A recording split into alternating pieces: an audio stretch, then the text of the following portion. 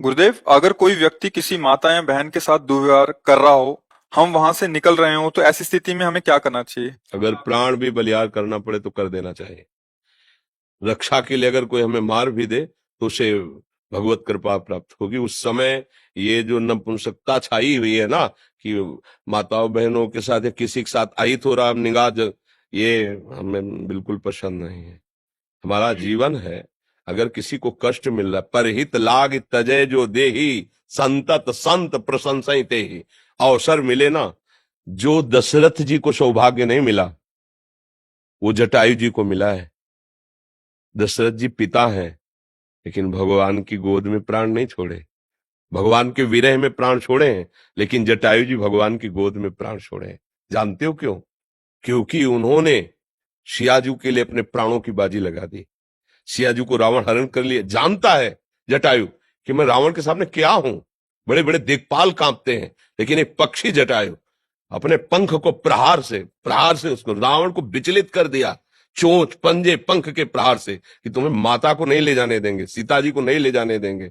उस चंद्रहास के द्वारा पंखे काट दे, व्याकुल होकर गिर पड़ा। हार हम हार हम। आगे पड़ा जटायु देखा, चितवत राम चरण की रेखा। भगवान ने गोद में उठा, अंत्येष्टि के अंत समय उसका भगवान की गोद में प्राण निकला।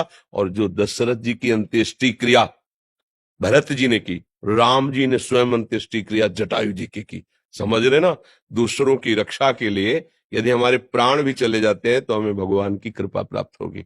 इसमें नहीं, ये आज बहुत ही निंदनीय वृत्ति आ रही है, कायरता जिसे कहते हैं। ये बहुत, किस बगल में हम देख रहे हैं कि दुर्व्यवहार कर रहा है, वो इसे पीड़ा पहुंचा रहा है, और हम अपना सर झुका किस लिए चले जाते कि मेरा तो नहीं ना, वो मेरी बहन तो नहीं ना, मैं तो सुरक्षित हूं ना। अगर हम उसको कुछ बोलेंगे तो कहीं हमें ना मार दे, कहीं हम ऐसा कैसे हो सकता है?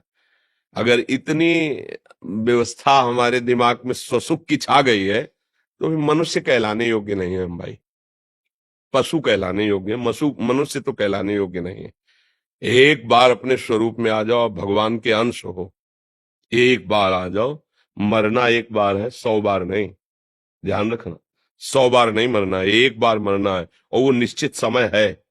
कोई बिना समय के मार नहीं सकता, क्योंकि एक ही भय होता है जो डराता है, कहीं मृत्यु ना आ जाए, और वो हमने स्वीकार कर लिया है। बस फिर देखते हैं, यही स्वीकार करके बाबा जी बने थे कि अब मैं मरा। बच्चा थे, कौन रखेगा, कहाँ रखेगा, क्या भोजन मिलेगा, कैसा मिले, पहले घर के निकलने पहले ही मन ने ऐसा मारा कि अगर ठाकुर जी की कृपा न होती तो पहले ही बाण में गिर जाते।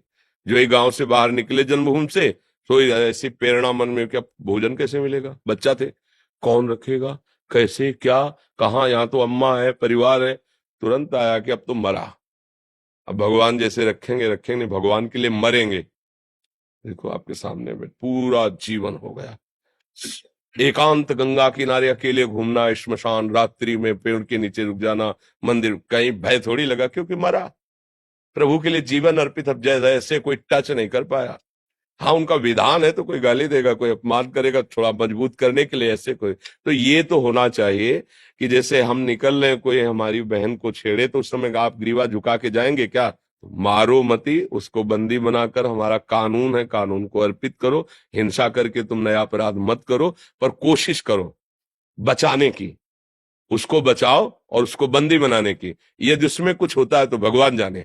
बात समझिए, हमारा उद्देश्य हिंसा करना नहीं होगा। बचाव पक्ष में, अगर बचाव पक्ष में हमारे प्राण चले जाएं या कुछ भी हो जाए, वो भगवान जाने।